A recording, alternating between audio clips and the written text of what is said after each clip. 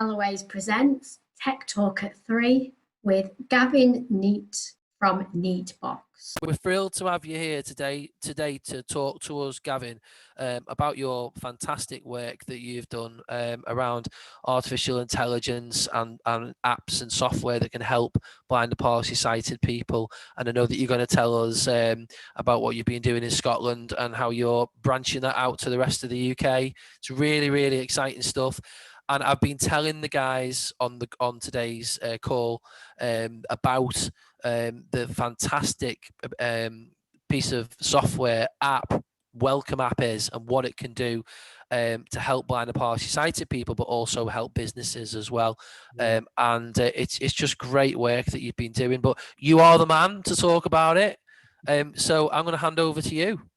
Thank you so much, Andrew. And it's an absolute pleasure for me to be here, gang. And I can't thank Andrew enough for the invitation. I'm fairly certain he wouldn't have invited me unless he thought I had something to share with you that would be of interest. I'm not going to use any slides, so I'm not going to be putting slides up on the screen because I know some of you won't have any sight at all. Some might have been able to see it, but I want to keep it as even as I can.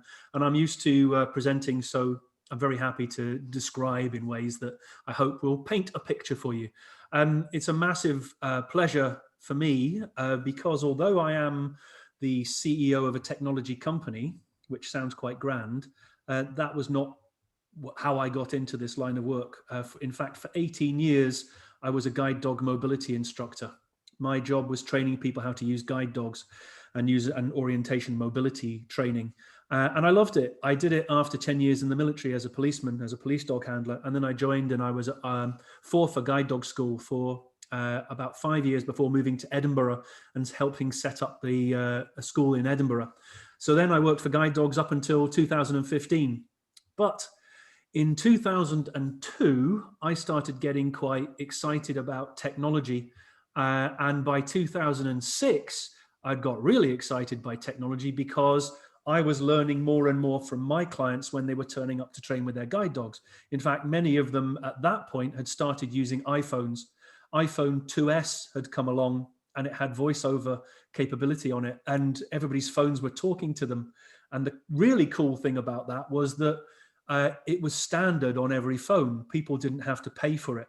Up until then, if you'd bought a PC, you then had to spend money for your speech software or Dolphin or whatever it was on your Kurzweil reading machine. And oh my word, a £1,500, 100 Pentium PC would have turned into something that was £2,000 or £3,000 just so that somebody who was visually impaired could access it. But I started getting excited about mobile phones, not because I wanted a company, but because my clients were using them.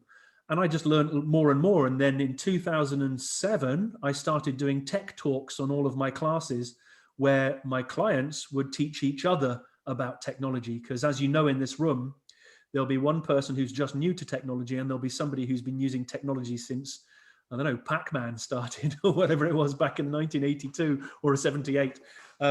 So there's a broad spectrum of people learning about technology, and we'll have experts and we'll have beginners, and everybody wants to learn and everybody deserves to learn. So I was learning just as much as everybody else, and now I'm quite a proficient voiceover user. So if I put a blindfold on, I can use voiceover relatively well. And there's a few shortcuts I haven't got, but I'm still quite good with because I've been using it for years. But then in 2009, and this might come as a little bit of a shock to you, in 2009, as a guide dog mobility instructor, I invented the world's first pedestrian crossing operated by smartphones. The best way to describe that currently is you stand next to a pedestrian crossing, you press the button, the audible signal comes on, and you happily cross the road. Well, that's the theory. And if you wouldn't mind for a second, I want you to be thinking about this from the point of view of not just blind and visually impaired people, but I want you to be thinking about mobility scooter users, wheelchair users, people with walking frames, elderly people, people with Parkinson's, people with OCD, people who don't want to press buttons physically, which I'm fairly certain that's all of us these days. Well, I was in a situation where I suddenly realized that pressing the button at pedestrian crossings was difficult for everybody. So I invented a little bit of hardware. You put that hardware into the pedestrian crossing and it makes the pedestrian crossing respond to you standing next to it, running an app on your phone. And that was invented in 2009, and it was called Button App. But I knew nothing about business, and I tried very hard to learn about business as a hobby, but I was forced by 2015 to leave Guide Dogs for the Blind and actually to have a company which worked on this Button App. Anybody can download these apps. They are totally free. And I'll come back to that in a minute. But I then realized that having been the first person in the world to ever do this, I needed to take responsibility to get it out there. So leaving Guide Dogs in 2015, I then focused solely on having a company that had this technology solution. Just because you have a technology company does not mean you make money. In fact, I made no money at all and had no wages and no income for 4 years. I sold my house and lived off the money I made from my house, renting a flat off a friend. So I had no income for 4 years. So do not think that this is a quick route to making money. It 100% is not.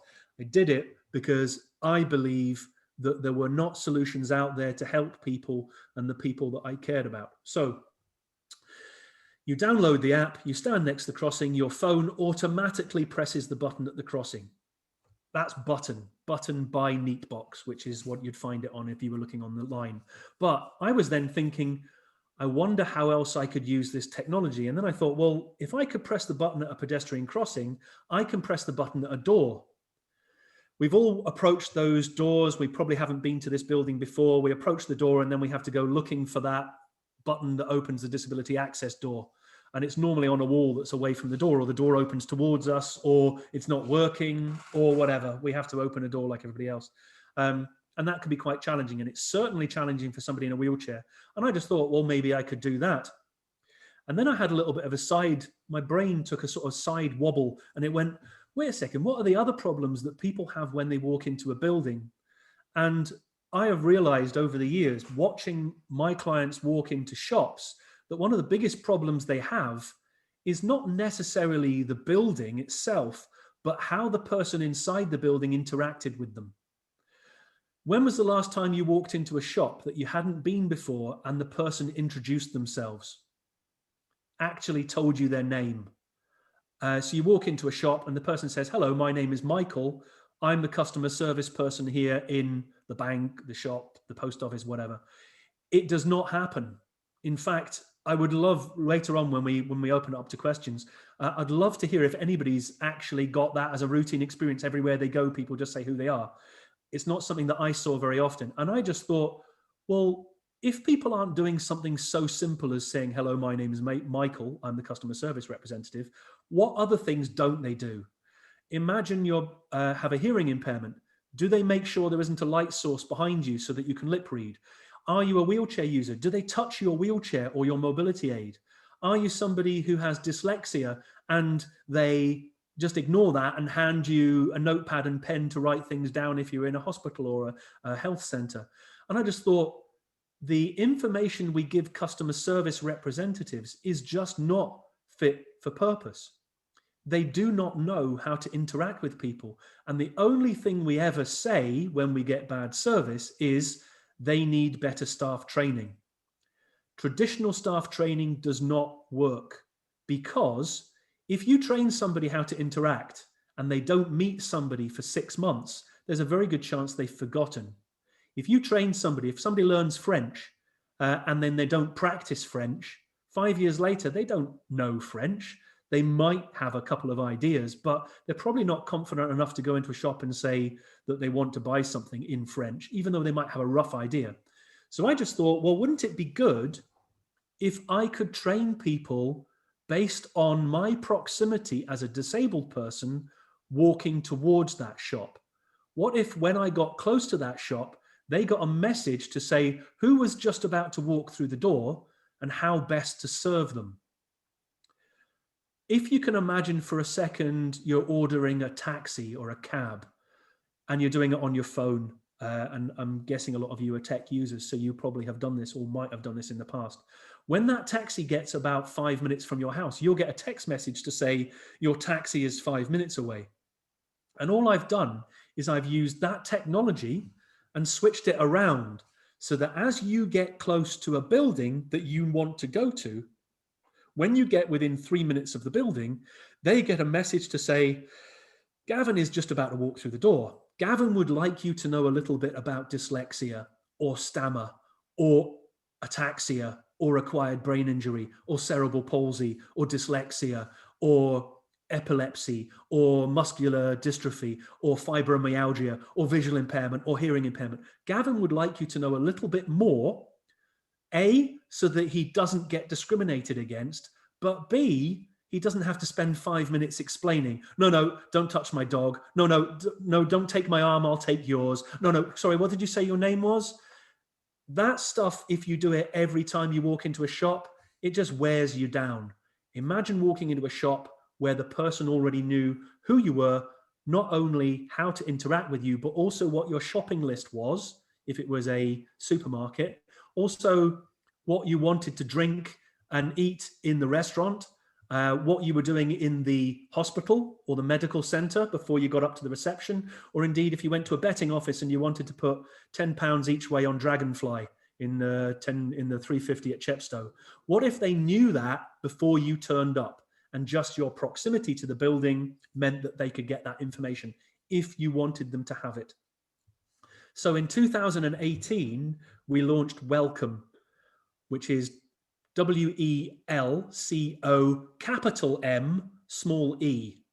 When people read it, they go welcome me, but it's actually welcome because there is a me in the welcome. And that is the importance of the person who's walking through the door.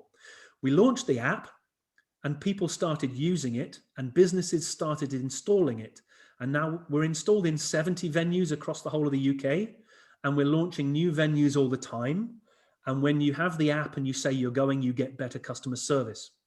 However, we are not all over the UK. We have got venues across the UK, but we've got nothing in Wales. We've got nothing in Birmingham. We've got nothing in Liverpool. We've got nothing in Exeter. We've got nothing in Southampton. Where we have got it is Dublin, London, Glasgow, Edinburgh, Falkirk, Durham, Newbury, Peterborough, Manchester. We just launched last week in Manchester, so we're getting closer. But what we need is people to say they want it. In the app, you can say where you want it.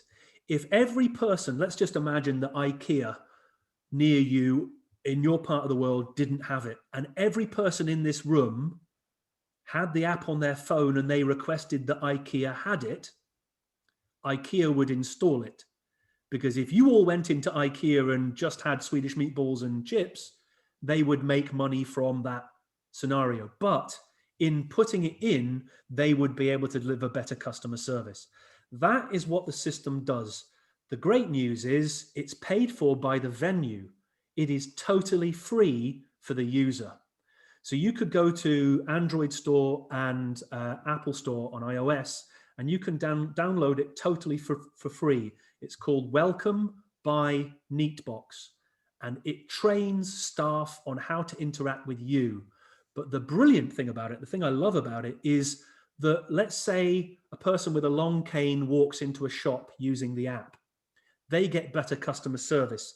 The next 10 people who walk through that door with a long cane, whether they're using the app or not, will get better customer service because the staff member has just been taught how to interact by that first person. So it's like staff training in the moment constantly. And that is the secret to this system. It makes it a win-win-win-win-win situation for everybody. And I think that's the coolest thing about it. So that's what I wanted to talk to you about today. There is a lot of information in there, and I'm sure there'll be a lot of questions that I would normally have covered in any other opportunity because I would have spent an hour doing it. But I'm really keen to open this up to questions and to actually talk to you guys and maybe get some questions from you.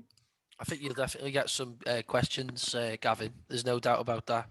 I think what we'll do is I'll firstly check if we've got any questions in the chat area there, Louise. Is it on Android as well? Oh yeah, someone's asked, is it on Android as well? And Yes, it is. they must have asked that before you said it was on Android. But yeah, yeah, no, so it's on Android and on Apple. Okay, so it's on Android and it's on Apple. And I must say, just from my point of view, from using the app, and I know that we did a demo a couple of months ago, Gavin, with me kind of logging into a demonstration venue. I found it really easy to use the app with voiceover on the iPhone. I mean, it was just kind of flick left and right through all the options, and it was just really easy to use, because obviously it has to be accessible, and it really is. And it just a breeze. And to actually find what I quite liked was, this is the way I think about it. If you want to go to a restaurant, or you want to go to a cafe, one of the first things that I do is I pull out my my like dining card, like my I can't remember the name of the eat one. What's the dining card? Oh, taste card. I'll pull out a taste card, yeah, because I'll be like, right, I'm going to go on the taste card app. I'm going to look up a venue that is going to give me 2 meals for the price of one, and then I'll decide where I'm going. Right. That's the way I think of things. When you got the Welcome app, but when you put that into the same context, I would start to, and have started looking, if I was out the area, I'd say, right, I want to go to a restaurant now, or a cafe, or I want to go to a bank, or I want to go, right, okay, I'm not just going to look anywhere. I'm going to see what venues use the Welcome app first, because I know I'm getting a better deal or a better service that way. So I'm not talking a monetary thing here. I'm talking about that customer service, because I sometimes dread walking into a restaurant, because things not being accessible, making sure I'm near the toilets, or all the things that you worry about if you've got other disabilities or a visual impairment. And if I can suddenly say, well, I'm going to go to that venue because it's on the Welcome app first, I'm going to go to the Welcome app, and I'm going to pick somewhere that already uses that service over another restaurant that might be down the road. I might make that extra journey because I know I'm going to get that right service.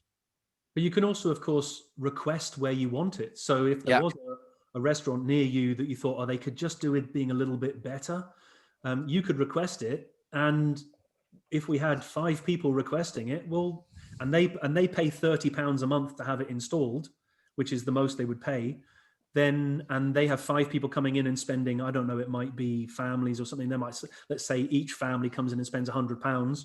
Well, £30 is a very small amount of money if you then look at that over an entire month. So yeah, and it improves. It means you avoid all those situations where you could be discriminated against, and that happens a lot to people. No, you can't come in.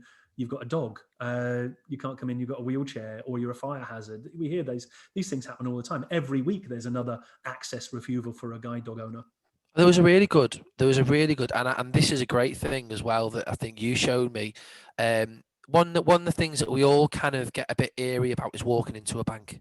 I don't know about you, but if you ever walk into a bank with a long cane or a guide dog or whatever, sometimes you can just literally stand there, and there's just emptiness, it's just quietness. Nobody comes over, nobody says anything. And then I think you showed me a video, Gavin, of a guy on YouTube that had used the Welcome app in his local bank, and doing a transaction, putting money in the bank, wanting to speak to somebody, using a card machine. That's all really, there's a lot going on there, and I mean, he had a great experience using the Welcome app to go to the bank as well, which I thought was a great way of using it. So here's a little bit of bad news, I guess, but it's good news as well. So we were installed with Royal Bank of Scotland in 15 branches, and NatWest, Royal Bank of Scotland and NatWest, and we did it for a year. It was a pilot study, and bearing in mind this is a year where people aren't going out as much. Certainly, people who are disabled don't go out as much. Well, we got to the end of the year of the pilot study, and the Royal Bank of Scotland were in a position to say, we didn't have enough users, therefore we're stopping it. So Royal Bank of Scotland, NatWest are actually stopping using Welcome, which is a real shame, but I understand why they're saying it. But at any other time, I think people would have been going into their NatWest and saying, and exactly as Andrew has said here, these are the challenges I have Welcome addresses those challenges, we need to have it back again. So Royal Bank of Scotland and NatWest aren't the only bank in the entire world. There are other opportunities for Barclays, who are particularly good with elderly people, Lloyds, who have already started saying to us they're really keen.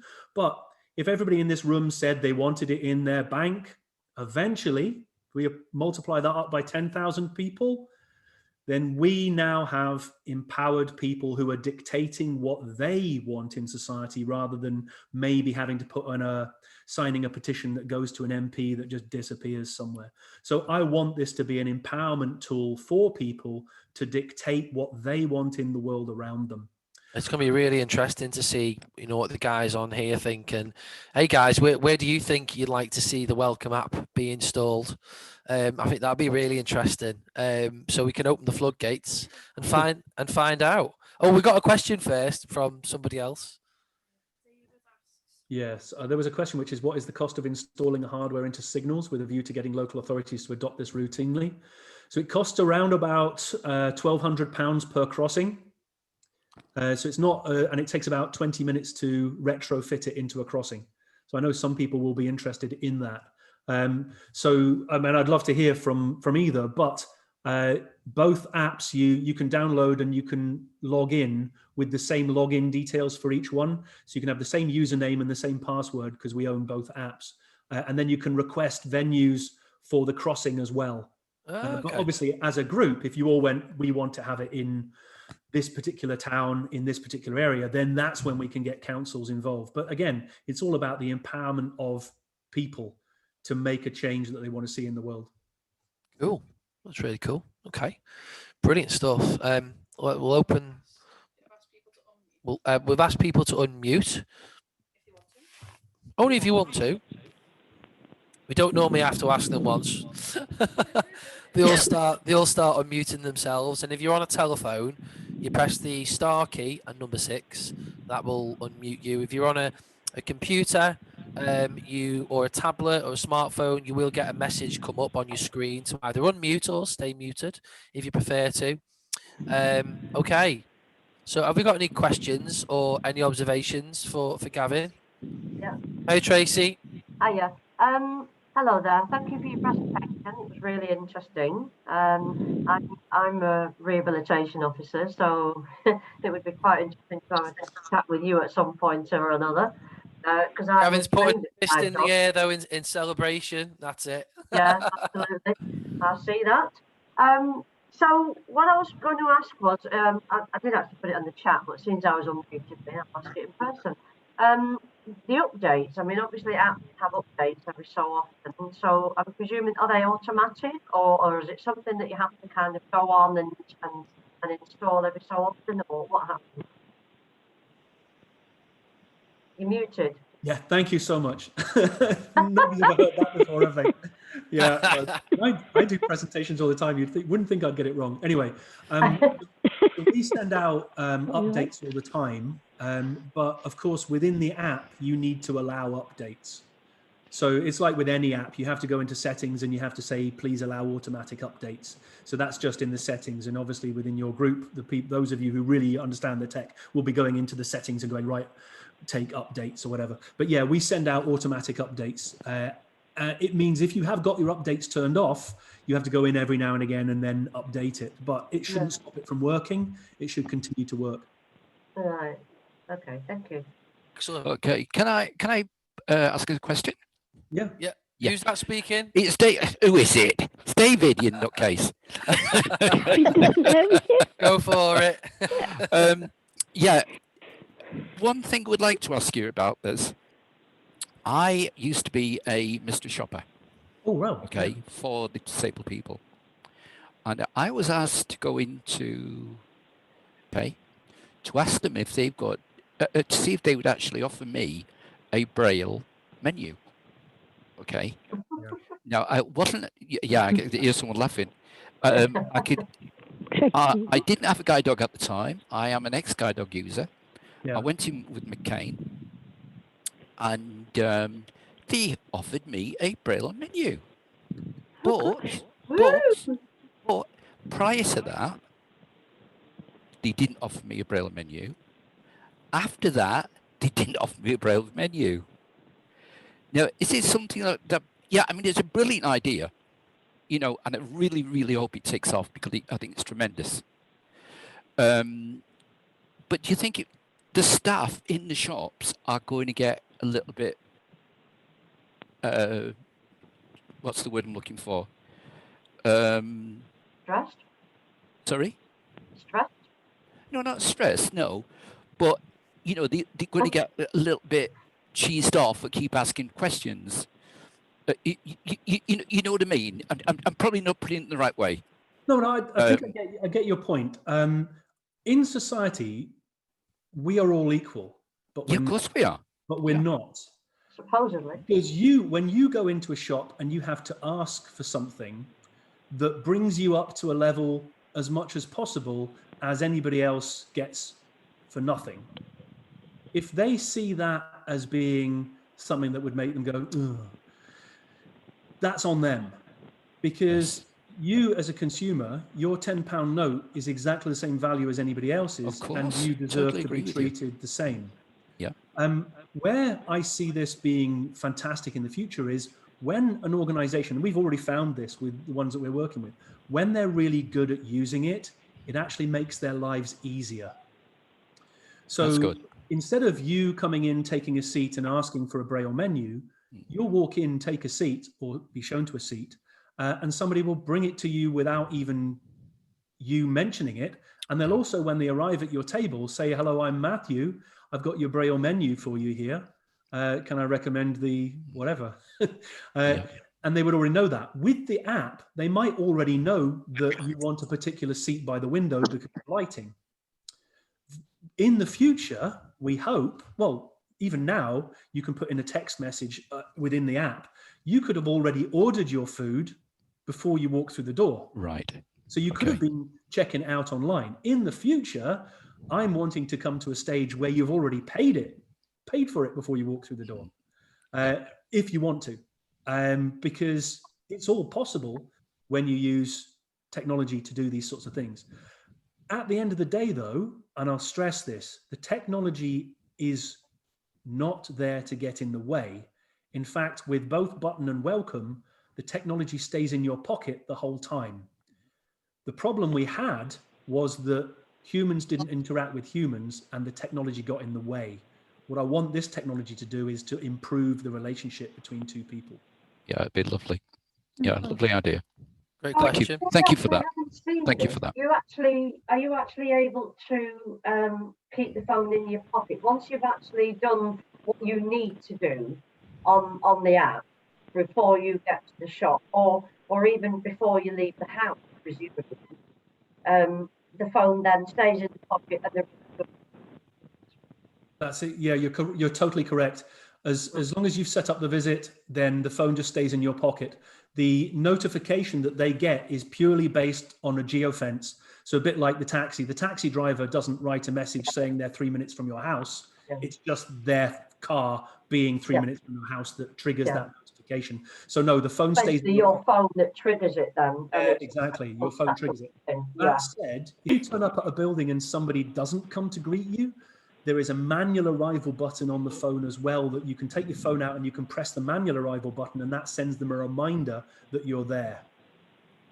So for a train station, for a bank, for a hospital, if you're sitting and nobody's come to greet you or meet you, and you can take that button, the phone out, press the button, they will get an automated phone call, an email, and a text message to say that you are there and you need them to come to you. Have you thought of linking that with the travel assist system as well at airports and then railways? So I'm just going to go through a list of some of the people that we've got already signed up onto this platform, because I think you might be pleasantly surprised. And you'll find this out later. I hope a few of you, if not all of you, download the app later. Normally I would do a download at the time that I was presenting, but I think that would have been challenging. So these are some of the venues based on how close I am to them. Visit Scotland, Royal Bank of Scotland, the Forge Shopping Centre, National Golden Jubilee Hospital in Glasgow, the Falkirk Wheel, Forth Valley Sensory Centre, Callender House Museum, Stirling Council, Canal Museum, the Hippodrome Cinema, Dunfermline Library and Galleries, Edinburgh Airport, Nuffield Health, Fitness and Wellbeing, Diageo, Guide Dogs for the Blind, Leonard Cheshire, Blackwood Housing, Edinburgh Printmakers, Doubletree Hilton, Deloitte, Jenner's House of Fraser, another Visit Scotland, the Fringe Edinburgh Festival, Queen's Hall Theatre, the Scottish Parliament, Utilita Energy, the Scottish Government, Kirkcaldy Galleries, Dundee Council, Northlink Ferries, Simon Berry Optometrist in Durham, the Willow Project in Manchester, Headway in Dublin, Enable Ireland in Dublin, Irish Rail, Northlink Ferries again, Anne Sullivan Centre in Dublin, Deafblind UK in Peterborough, more Northlink Ferries, NatWest, RNIB in London,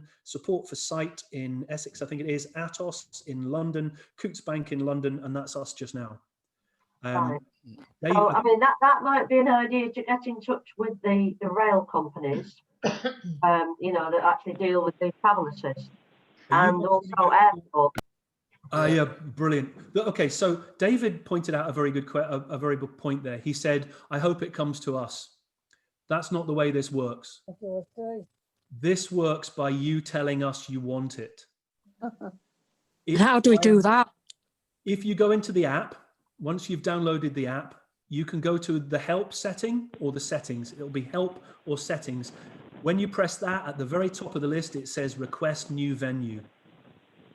And if you click on request venue, my fantastic colleague Judith then contacts that venue and says, we've had 1, 2, 5, 10, 1,000 requests for that particular venue. They then have to decide whether they want to stand in your way or actually put it in or look at putting it in.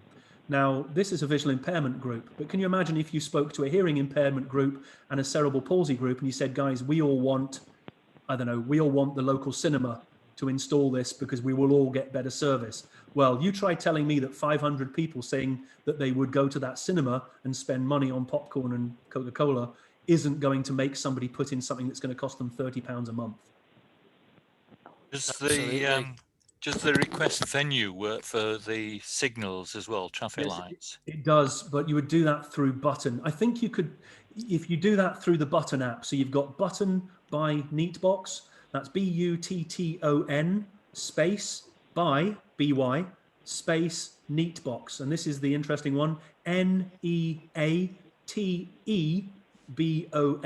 So it's Neatbox, but there's an E in the middle.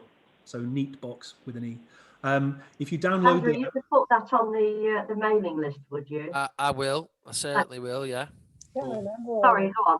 Yeah, and if you download it and start requesting venues, I guarantee you'll get an email, and Judith will get in touch and say, right, okay, let's get this party on the road. Let's get this party started. I'm over the moon that I've spoken to Andrew about this, because your part of the world has no venues yet. Well, Tom, I'm Yorkshire, and we don't sound like we have anything yet.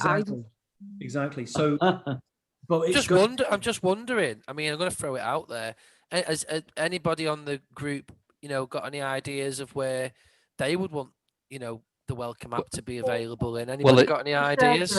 I know my brother and sister-in-law are both guide dog owners. They live in Scunthorpe, and they belong to a blind group, a Talking Magazine, and I'm sure they would be very, very happy. I've got a brother in Kidderminster. He's the same. I think anywhere in the country.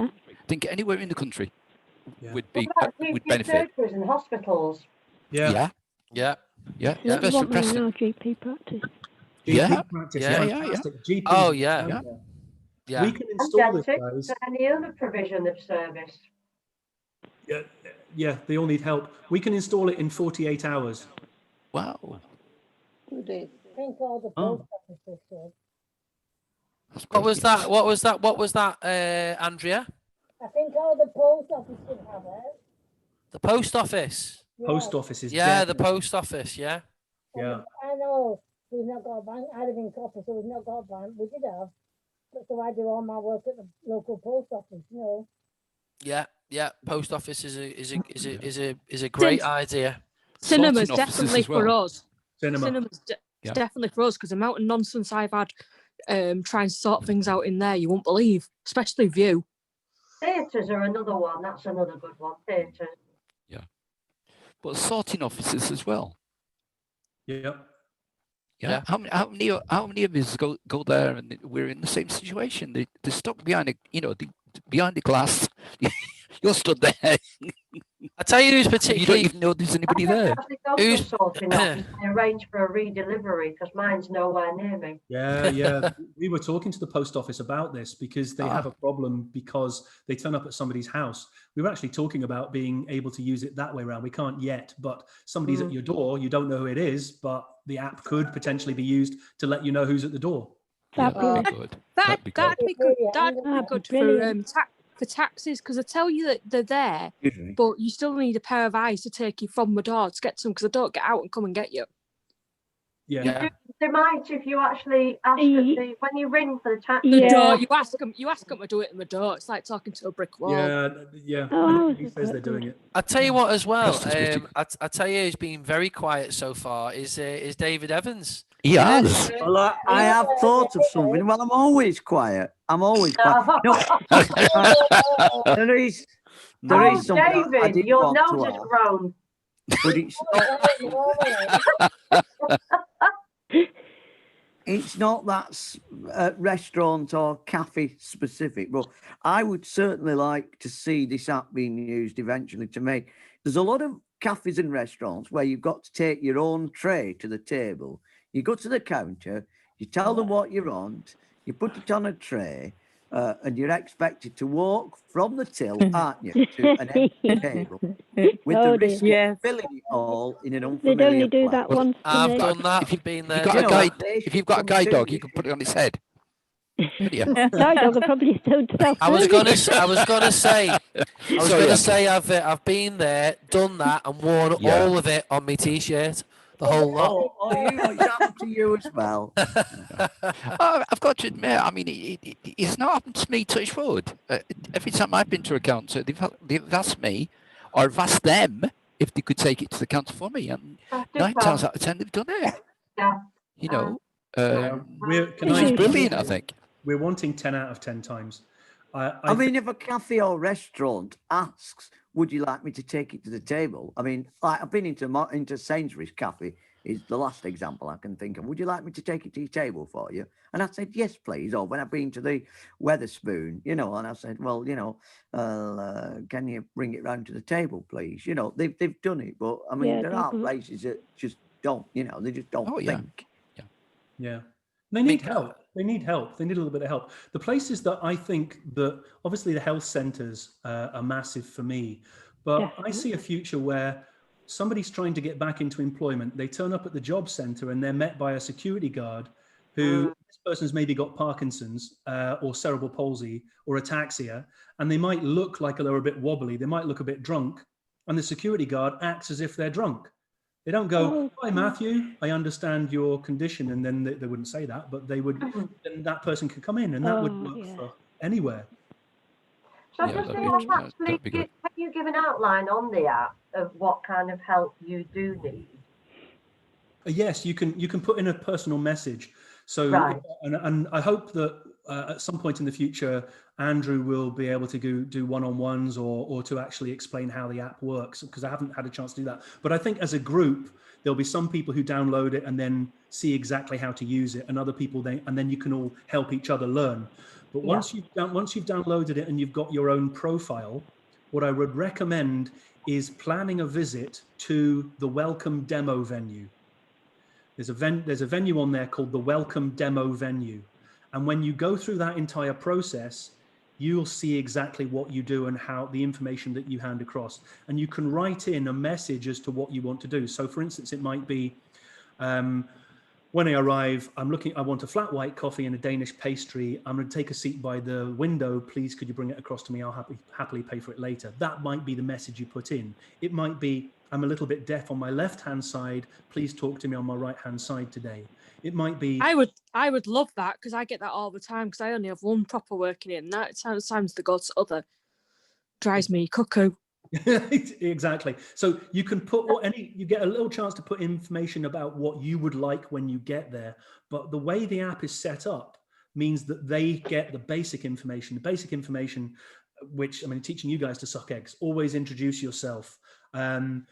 Never talk to somebody's guide dog. If you're offering sighted guide, offer it on the opposite side to the person's mobility aid. Never take the person's arm, they'll take your arm, and do this when they have instructed you to do so. Always walk at the pace of the person you're giving sighted guide to. Do not give instructions like it's over there or across the concourse. Because, or go up there, turn left at the post box or whatever. Though that information is handed across for anybody who's got a visual impairment. So that's like training in the moment for everybody. The little personal message is the message from you as to what you specifically want to do that day. I think it's great that other organisations such as blind societies and such as RNIB and guide dogs have, you know, got behind it as well, and that's quite important, isn't it? Because it's kind of it's showing what you know what this app can do. It's highlighting spreading that awareness, Gavin, about, you know, what the possibilities are. And the guys, the small charities have actually been better than the large charities. I don't know if anybody believe that, but the small charities have actually been incredibly engaged. Headway Ireland, Ataxia UK. Well, actually, Leonard Cheshire got really excited just recently. We're hopefully going to be doing some stuff with Leonard Cheshire. But Support for Sight, Seascape in Fife. These smaller charities have been so much more engaged, or Forth Valley Sensory Centre actually, than the larger charities. And kind of that's the way it's going. Localized organizations like Galloway's are so much more for local people than maybe the big charities that might have general services, but they don't really know what's going on in the local area. See, Envision might be this as well. Who was that, sorry? Envision, they're a local blind society that cover Blackpool Wire and File. Yeah, I've heard of them. I might have even spoken to them in the past, but I'm more than happy. So obviously, I can't remember who it was that said it. I think it was David, but somebody had said they knew of places. Well, I've got friends in Kidderminster. Well, that's right. You can share this on your social media around the whole country. Yeah. That's how we make change. I think the days of waiting for the charities to put together a petition that they take to an MP that they then read out in Parliament is seen as being not as effective as people power. And that's across the board. Look at how powerful you guys are on social media now. If somebody gets discriminated against and you went to the local press, or I'm not saying it's the best way to do it, but the next day the local press are, oh, brilliant, another disabled person being discriminated against, we're going to put that all over the front page. So that's happening a lot more now. So I think a prime example is TripAdvisor with holidaymakers. I mean, that really did put the power of the consumer. Yeah, that's a great point. Really great point. Absolutely. So guys, it's over to you. I'll do what you want me to do. I'll go where you want me to be, and I'll try and be the company that you need me to be. Do you have like a summary or an overview paragraph or whatever?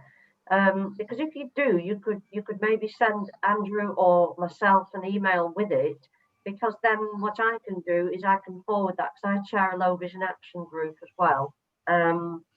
And I could actually send that information out to the service users and other organisations within that group, information on this app. But also it would it would be a good way to sort of distribute that information to blind society here as well. I could forward that on. I'll get information to you. And if anybody wants to write to me directly to find out themselves, if they just want to take it offline, they can contact me at hello@neatebox.com, hello@neatebox.com, and just drop me a line. Or if you're on LinkedIn, follow me on LinkedIn, or connect with us on Facebook, which is Neatebox Limited on Facebook. And you can find out loads of information on there about what we've done and where we are. Andrew?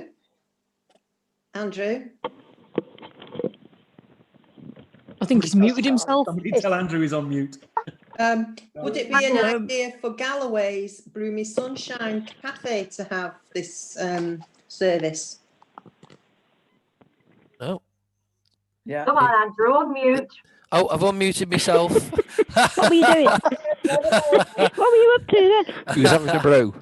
Well, I go I mean, into I Ruby was Sunshine quite regularly, and there's a wide variety of disabled people. That it's not just visually impaired people who use Ruby Sunshine. There's people with all kinds of disabilities.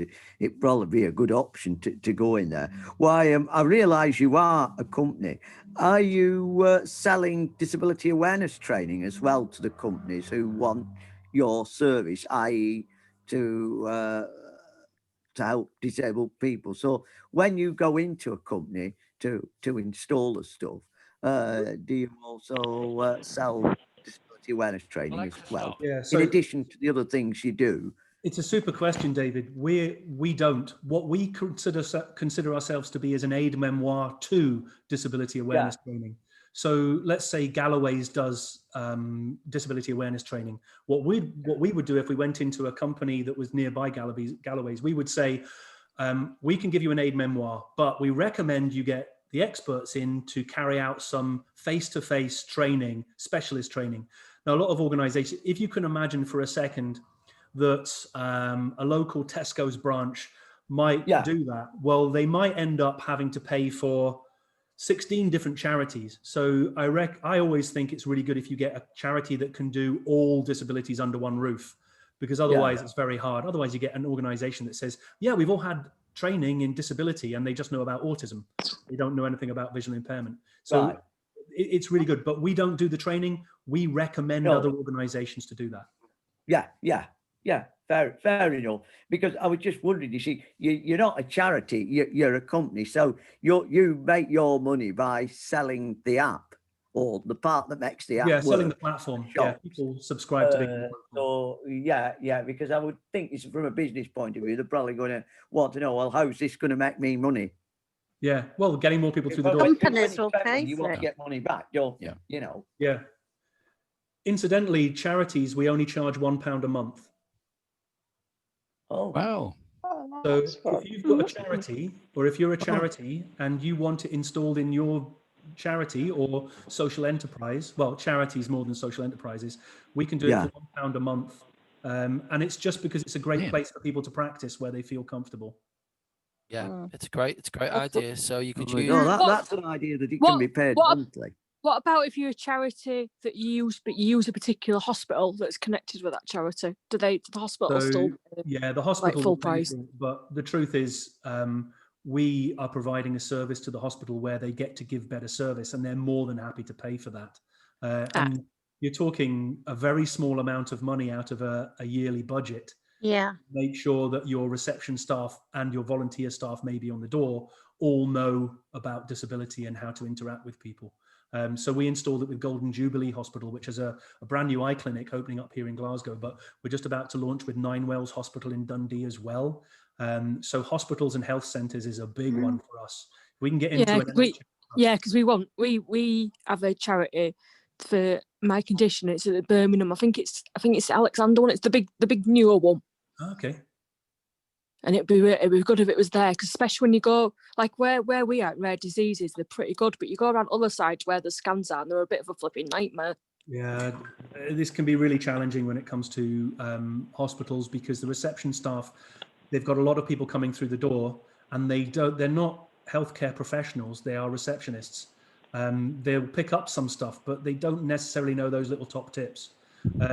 Next time you go into a shop, anybody here, if you think that this may not be needed, and I don't know if we've got that group of people, but see if somebody introduces themselves next time you go into a shop. That moment when you walk through the door, does somebody say, hello, my name is?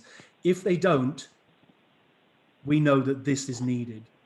And I'm fairly certain that you're going to, I'll be amazed if somebody actually gets somebody to do that. Please let me know, because they need a pat on the back.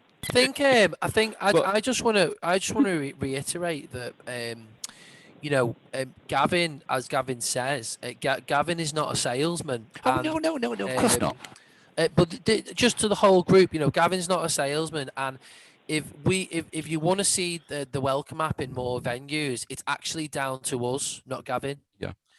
Because Gavin can't Gavin can't go into a venue and say, "Oh, this is going to be great for the disabled people," because all the venue are going to say is, "Well, where are these disabled people that you're talking about?" That's So right. it has to be us as a community, within Yeah, our that's very true. society, to say, and I we wouldn't want this in a venue, we want this in Tesco's, we want this in, we shouldn't think small. We shouldn't we shouldn't not think big. Sky's the limit with these things, and if enough people say, "I really would use this service," then, and you've also got to think, well, there's no point me just doing it because nobody else is going to do it. And I think a lot of people do think that way, and if we all think that way, then we'll never get these things. No. And I think I've said this, before. I was talking about this on Tuesday, when I was talking about accessibility and other things. As a community, we've all got to speak up more. We do sit back sometimes and go, that wasn't accessible. Well, it's no good just us, moaning about it. Let's No, all get quite out right. there and Yeah, tell it's people, very say, true. look, that's not accessible, and here's something that can make it accessible. Get the app in your store or in your restaurant or in your cafe. Get it in there. But Gavin can't do that on his own. That is down to us. And plus, Andrew, if I might add to that, my time in Guide Dogs for the Blind was not about doing things to blind folk. It was about empowering blind folk to have lives. Yes. And I'm all about empowerment. Making you people more independent. Yeah, that's very, very true. To encourage. All rovers are. Well, this group, I can tell, is I've just got goosebumps, guys. I've just got goosebumps about the fact that you guys are engaged. I can't thank you enough. I very much hope that if we get a few requests through, that we can start doing something in your area. I put a message on the messaging to say contact me at hello@neatebox.com, but also I've put the name of the app on there. But after today, if anybody wants to get any information, then I'll pass it on to Andrew, and I'd be over the moon to hear from you. I'm still a mobility. One very stupid, very last question. Go on, no, please. Okay. Go on, Tracy. How would the person know it's you walking in the shop? Brilliant question to finish with. So as soon as they get to, I haven't been clear, obviously. When you get to within the geofence, they get a text message to look at. Yes, I get that. But when you walk through and there's other people walking in the shop, how do they know who's who? So they look at the screen that they've got in front of them, and they have your photograph and your name on the screen. Right. They recognise Oh, you. that's how they are. I am rubbish. See, Andrew said Gavin is not a salesman. Quite obviously, I'm not. I missed out the most. That's a good idea. Yeah, it's very true. So when you set the app like up, me. you do have to put a photograph in. You put a photograph and your name in, or the name you want. Right. If you wanted Donald Duck or the name, then that's what would matter. Because it's free, you don't pay any money for it. There's no need for a credit card. There's no in-app payments. And because we don't need to know where you live, we don't need your home address or anything like that. All we need is your name, a photograph, what area you would like somebody to have awareness of, and what you want to do that day when you book a visit. I mean, do you guys think? I think it could Can be you great. spell the website again? So it's neatebox.com is the website. So welcome.com. Oh, sorry. The app is called Welcome by Neatebox. Welcome by Neatebox, and Neatebox is NEATEBOX. I was just going to say, someone mentioned before. Someone mentioned before Broomy Sunshine. I think it would be brilliant in Broomy Sunshine. Because Galloway's, we have a cafe, and it could be something in Broomy Sunshine that we could possibly look at. But we need you guys to say we want it in Broomy Sunshine. So that could be a really great where thing is it? for Galloway's in Morecambe. Where is it? Oh, in Morecambe. It's Oh, Galloway's. right, sorry. It's Galloway's is it's our cafe. Obviously, we're closed at the moment, but when we reopen, it could be I think it could be brilliant for our cafe. So you guys want it in Broomy Sunshine, Galloway's? You've got to get on the app and you've got to recommend good idea it. to have it in Galloway's cafe because of the different types of disabilities that go. Go for it, David. Right, David. Here's my people in task. wheelchairs, people with walking frames or walking sticks. It's not just visual impairment. Yeah. While